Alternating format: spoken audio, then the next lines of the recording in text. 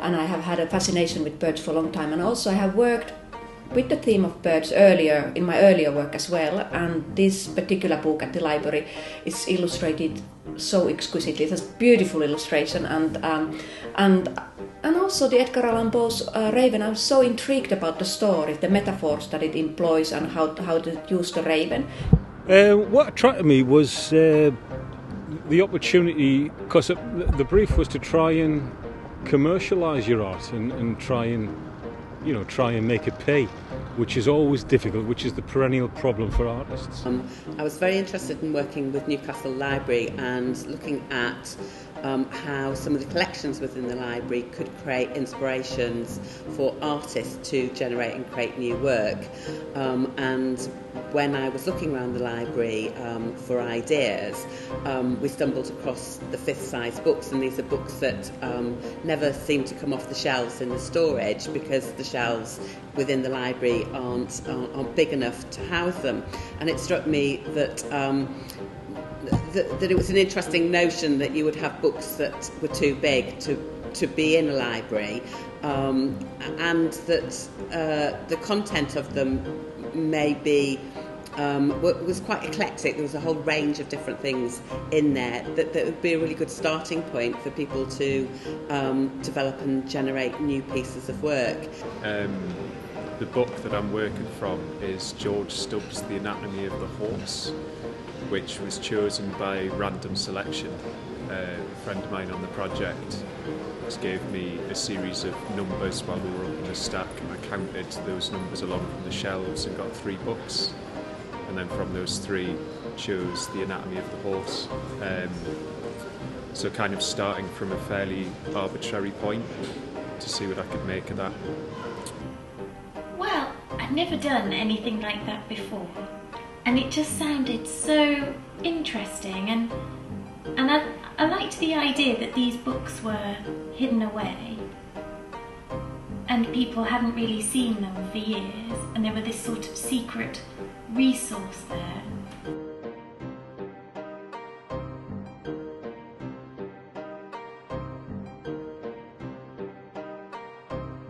Well, I'm an artist, and I'm very much somebody that enjoys pattern.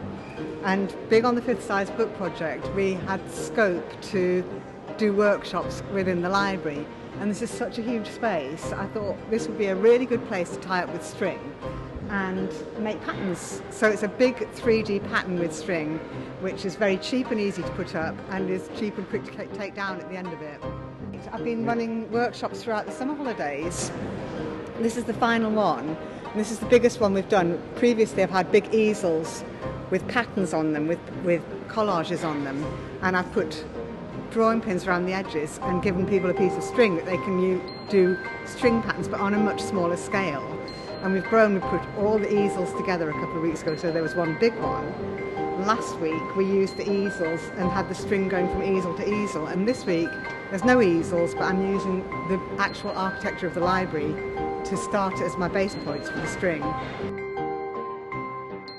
So the book that really grabbed me from the collection was this big object we've got here on the table. And I think what really grabbed me about it was the fact that it is an object. It's tied up with string, so I don't know what it's about. I don't know what the content is at all. It's lost its spine, so there's no title. So to me it is just an object, and it's worn and falling apart, and it's the textural element of it that I'm just really drawn to. And I like the fact that I'm not distracted by what's inside it, because I don't know. So really it was all these kind of torn and worn edges, and covers with holes in, and scuffed edges, scuffed corners, faded and marked, and so on. That's the stuff that really interests me, the textural stuff. So really what I'm building is a piece that kind of plays with those ideas, and they're all going to be encased in this perspex. So just like the book that I'm using as a starting point is tied up with string and I can't open it, so these individual units that I'm making won't be opened. The book's all sort of split, so when you look at the spine, the exposed spine, it's split into sections, and then you can see the stitching. So you've got this kind of grid of slightly mismatched units. So that's what I'm kind of reflecting in the piece I'm doing. And then I'm making a whole series of different, I suppose they are book structures. Some with found papers, books that the library have thrown out, withdrawn books and magazines and newspapers and the things that the library have provided me with. And then there are also structures I've made with new paper, but then those are going to be marked or printed or scuffed or stained or whatever. So it's going to be a kind of block, but made up of all these little individual units. And thought, I really want to be involved in this. It sounded fantastic, and I really liked Jane's approach to things. So I applied and was really happy to get a place, not expecting to at all. But I've been working on developing a range of table linens with a company. So I've been on a more, although it's very bespoke and handmade and individually made, it's kind of more on a commercial aspect, working towards selling a range, But this has allowed me to go back to what I was originally interested in, which was more of a fine art angle of things, and I'd like to go down that route alongside the design work that I do, which both feed into one another. But I really want to go into exhibition side of things, and that this has helped me with confidence in that area, to think that I could get involved in that line as well as doing my more commercial work. The piece that I'm working on here, and it's just really is free embroidery where I'm just letting myself have free rein, and it's just going to be hung as that in the gallery space. It's not going to be framed or anything like that, it's just going to hang as a really delicate, intricate piece. And then I'm also working on a sound piece to accompany it. So that's literally the sound of a stitch going through the fabric that I'll be manipulating and developing into a piece of music concrete type. I've not finished it yet, so I'm not sure where it's going to end up. My colleague John Musham and I, through the Business and Intellectual Property Centre, with Jane Shaw on previous occasions, had worked well, and I think it was Jane that came to us and said, I've got an idea, I want to work kind of with the library resources and look at involving the business centre. How can we do it? So we kind of sat down and scratched our heads, and we ended up kind of going on a tour through the library, looking at what we had. And there were a few things that came into consideration, but we finally decided on the fifth size, or the oversized books. I think Jane was particularly taken by the idea of this fifth size book that is hidden away in the library that very few people see, and that was the spark that kind of moved everything from there.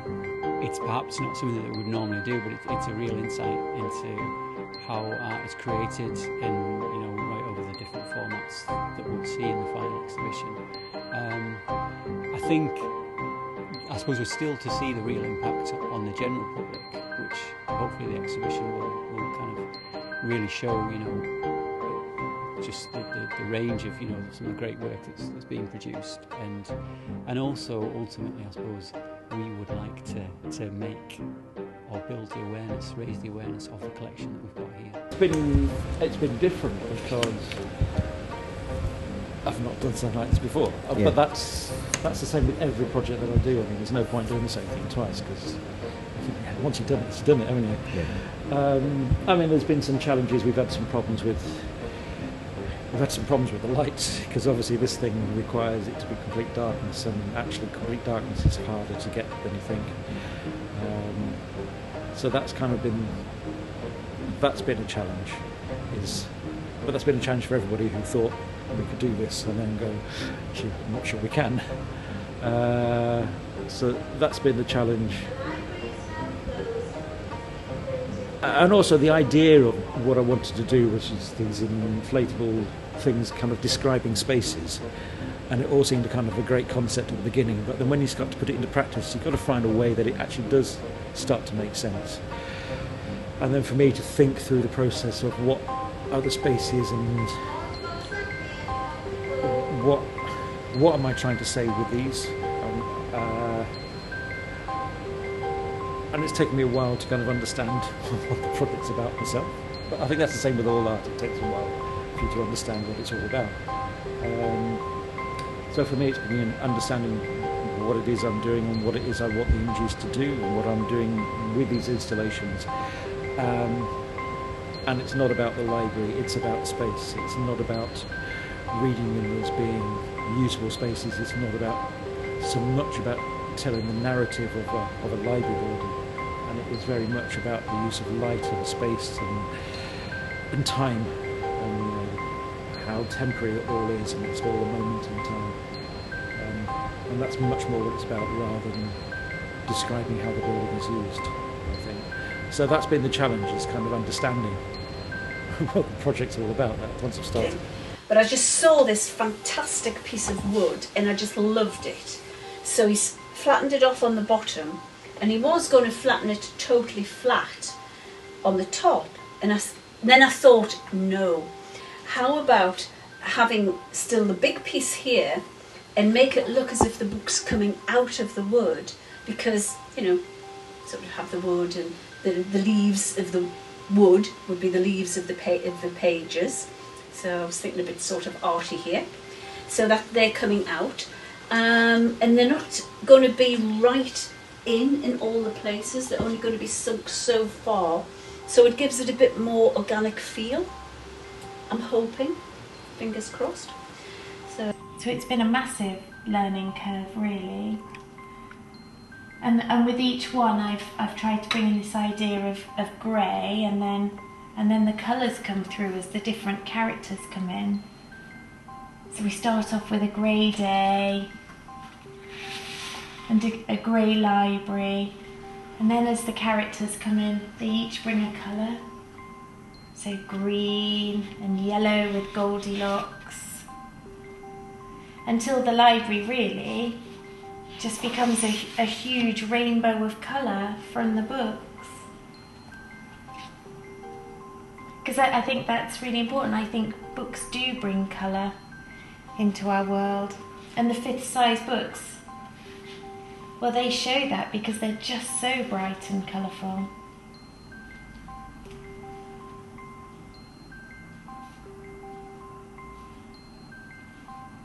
There, I think that one's done.